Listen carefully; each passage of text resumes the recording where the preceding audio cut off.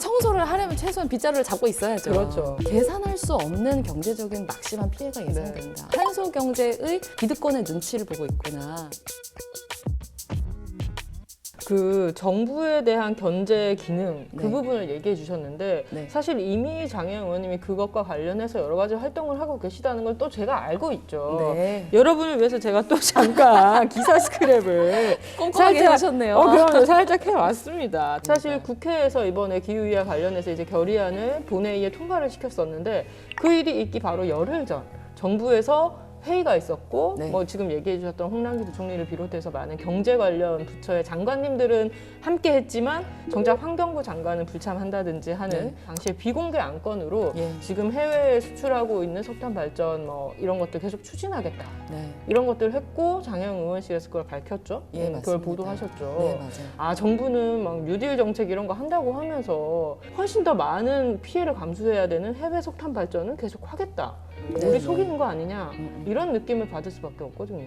그렇죠. 그리고 그 느낌이 사실 저의 느낌이기 때문에 하려고 하면 왜 이렇게 사람이 태가 나잖아요. 청소를 하겠어라고 말만 하면서 계속 만화책 보고 있으면 청소를 언제 하겠어라고 모두가 네. 생각하는데 청소를 하려면 최소한 빗자루를 잡고 있어야죠. 그렇죠. 근데 빗자루를 안 잡으면서 계속 청소하겠다는 말만 하니까 이게 도대체 어떻게 돌아가는지에 대해서 이제 주시할 수밖에 없는 것이고 그러니까 결국에는 이게 어떤 기후 위기를 진짜 어떤 인류 혹은 우리 공동체 생존의 문제라고 심각하고 진지하게 받아들이는 게 아니라 그에 앞서서 이미 우리가 지금까지 구축해왔었던 어떤 탄소 경제 있지 않습니까? 이 탄소 경제의 기득권의 눈치를 보고 있구나. 이 이해관계를 넘어서지 못하고 있다? 여기에 막혀 있다는 느낌을 네. 사실 받아요.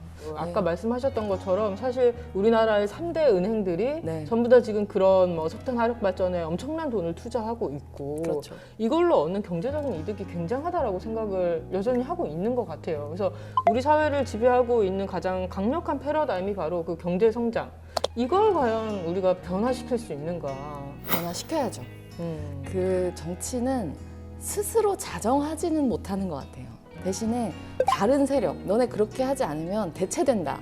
라고 하는 것을 명확하게 인식하고 있을 때 잘하게 되는 시스템이라고 안에 들어와서 보니까 좀 알게 되는 것 같아요. 그래서 정말로 국민들이 이 의제를 가장 상위에서 생각하고 있다라고 하는 느낌을 줄 필요가 있다는 생각이 들고요. 경제 논리라고 자꾸 얘기를 하고 국익이라는 표현을 쓰지만 이번에 우리가 장마 피해를 그 이후에 여러 가지 피해들을 복구하고 지원하는 데에도 어마어마한 그런 우리의 국민적인 재원이 소요되었는데 이 기후 위기로 인한 뭐 예를 들면 식량난, 심지어 뭐 호주 쪽의 보고서에서는 동아시아에서 내려오는 난민들을 어떻게 할 것인지에 대한 대책을 마련하는 보고서를 세울 정도로 계산할 수 없는 경제적인 막심한 피해가 예상된다.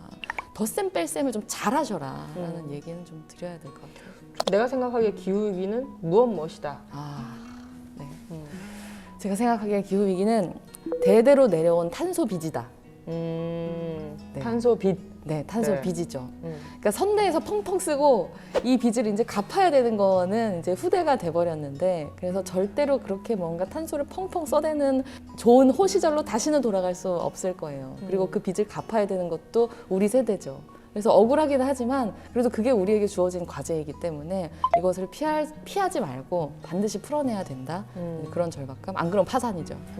결국엔 지금 말씀하신 것도 세대 간의 정의의 문제라는 생각이 들거든요. 네네. 그러니까 기후 위기라는 것이 곧 민주주의의 문제다라고 맞습니다. 생각하고 주장하고 계신 것 같은데 그것과 관련해서 혹시 조금 더 설명해 주실 부분이 있을까요? 그러니까 탄소 경제를 통해서 말하자면 좋은 경험을 했었던 세대 네. 그것이 오히려 어떤 성장의 동력이고 에너지다. 예를 들면은 저 어렸을 때 봤었던 기억이 나는 게 그 TV에서 그 모든 방송들이 이제 시작하고 끝날 때쯤에 애국가 틀어주고 그렇게 하잖아요. 그럼 거기서 막 굴뚝에서 연기 나는 거 있잖아요. 산업 현장, 산업 여건 이러면서 그 이미지들을 보여주는 거죠. 기본적으로 설레는 겁니다. 이런 화력 발전을 해가지고 우리가 뭔가를 생산해내고 만들고 수출하고 이런 것들이 긍정적인 이미지로 되어 있는데 지금의 이 세대한테 그건 악몽이죠.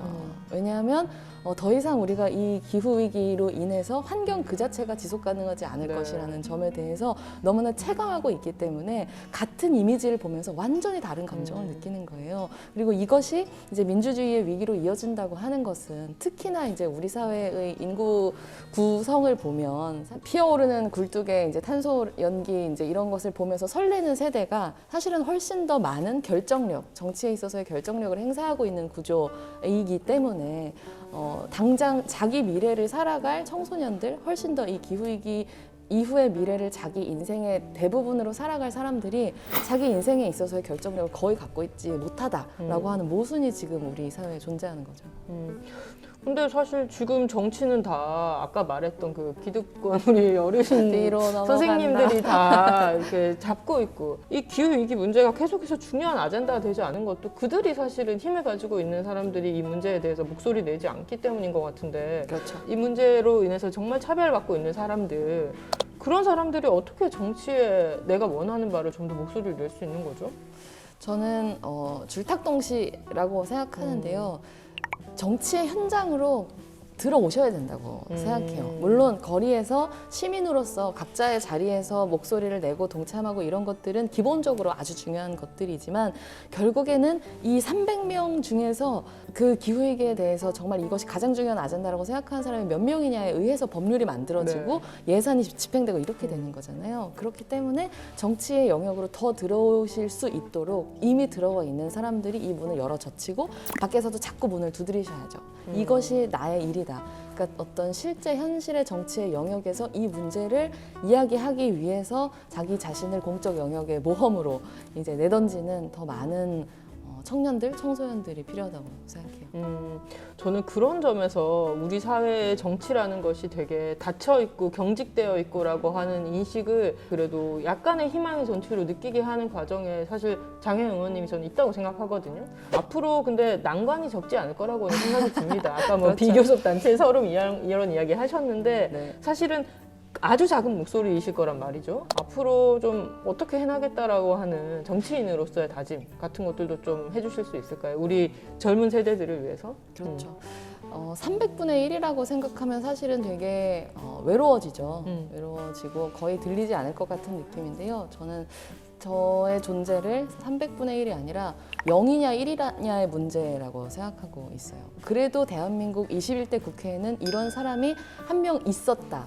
없었느냐 있었느냐에 있어서 있음의 문제를 내가 지금 이 자리에서 지키고 있다. 깃발을 휘두르고 있다. 그리고 이 깃발을 보고 분명히 사람들이 올 것이다 라고 생각을 하고 있기 때문에 이제 그런 점에 있어서는 저는 보이는 것 같아요. 이 문제가 가장 중요한 문제들인 만큼 분명히 와줄 사람들이 있을 것이고 보고 계신 분들 와주실 거라고 생각을 하고 계속 버티면서 한 발짝씩이라도 더 앞으로 나아가는 것이죠. 그렇다면 사실 근데 이제 원하든 원하시지 않든 저희가 기후변화 장관 후보님으로 아. 지금 의원님을 뵌 거였어요, 사실은. 그렇죠. 맞아요. 네, 놀랍게도. 세상에 이렇게 또 인사검증을 당했네요. 네. 기후변화 장관이라는 직책이 필요하다는 데는 혹시 동의하십니까? 전 굉장히 필요하다고 생각해요. 저희가 이거 나중에 투표할 거거든요. 네. 가장 많은 득표를 받는다라고 하면 하실 의향 있습니까? 당연히 해야죠. 그럼 마지막으로 나를 뽑아달라. 네. 약간 마지막 출마의 변은 아니지만 이건 뭐지? 앞서서 인사청문회 온 것 같아요. 약간 그 한마디 좀 이렇게 딱 보면서 카메라 보면서 한마디 해주십시오. 네, 너무 당황스럽지만 그래도 해보도록 하겠습니다. 우리를 찾아온 기후위기가 당황스러운 만큼 기후위기 장관이라고 하는 직을 저에게 허락해 주신다면 대한민국 정부에는 여러 관계 부처들이 존재하고 있습니다. 그리고 그 관계 부처들은 때로는 같은 사안에 대해서 아주 다른 목소리를 갖고 있기도 합니다. 석탄화력 발전에 있어서 산자부와 또 환경부의 시각이 다른 것들, 저를 기후위기 장관으로 만들어 주신다면 이번 정부 안에서 기후위기를 대하는 서로 다른 부처들의 의견을 조율해서 우리가 반드시 이 기후위기를 돌파해내야 한다고 하는 그런 합의를 이끌어낼 수 있도록 최선을 다하겠습니다. 하지만 안타까운 소식, 안 되실 수도 있다는 소식. 바로 네, 그렇죠. 가차없이. 맞아요. 하지만 저는 21대 국회에서 하고 있는 일이 있기 때문에 오늘 굉장히 저의 세금이 아깝지 않은 그런 시간이었어요. 다행이네요. 나중에 탄소세 거들지도 모르는데. 알겠어요. 팍팍 내도록 하겠습니다. 감사합니다. 그런 것은. 수고하셨어요. 감사합니다. 무사히 할머니가 될 수 있을까? 죽임당하지 않고 죽이지도 않고서 기후위기로 망하지도 않으며 사람들 사이에서 살아갈 수 있을까?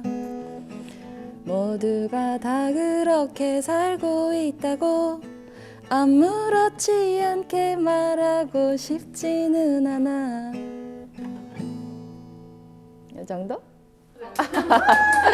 감사합니다.